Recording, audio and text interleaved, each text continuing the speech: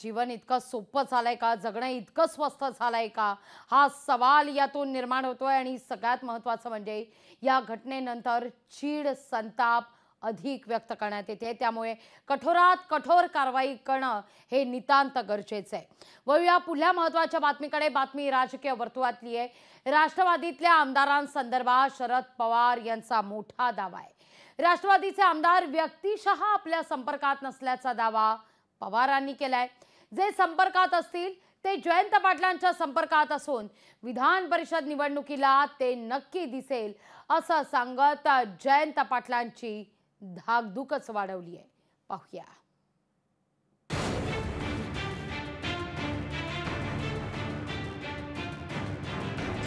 राष्ट्रवादीचे आमदार संपर्कात नसल्याचं पवारांचं स्पष्टीकरण।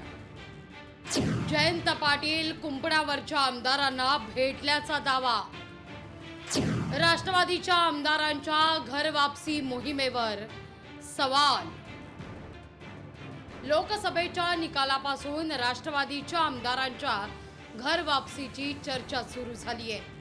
कोण 5 आमदार सांगतो, कोण 10 आमदारांचा दावा करतो। कुंपणावरचे ते आमदार शरद पवार यांच्या संपर्कात असल्याचा दावा करण्यात आला होता। या दाव्यात कोणतीही सत्यता नसल्याचा दावा खुद्द शरद पवार यांनी केलाय।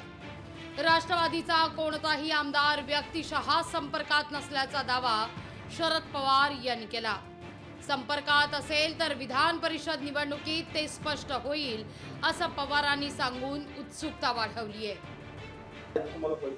माझ्या संपर्कात कोणी नाही आणि त्याच्यात लक्ष देत नाही, पण जयंत भाषणाला लोक भेटतात याची माहिती माझ्याकडे आहे।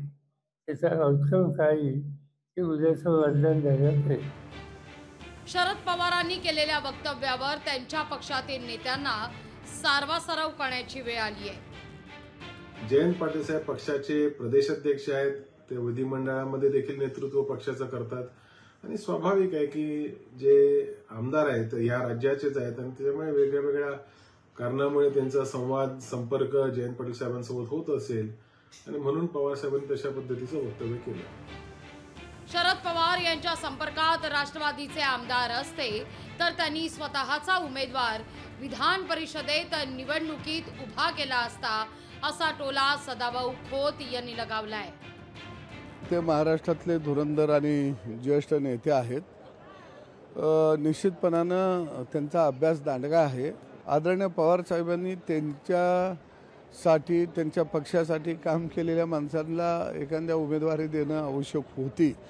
जर त्यांना एवढी खात्री होती तर त्यांना खात्री नसल्यामुळं त्यांनी अधिकृत त्यांचा उमेदवार दिला नाही किंवा ते देऊ शकले नाहीत। संपर्कातल्या आमदारांसंदर्भात शरद पवार यांनी हात झटकले आहेत। त्यामुळे जयंत पाटलांच्या खरंच कुणी संपर्कात आहे का या संदर्भात साशंकता आहे। आता ही झाकली मूठ 1.25 लाखाची विधान परिषद निवडणुकीत उघडेल तेव्हा घर वापसी मोहिमेचं सत्यही कळेल। साताऱ्याहून इम्तियाज मुजावर, लोकशाही मराठी, मुंबई।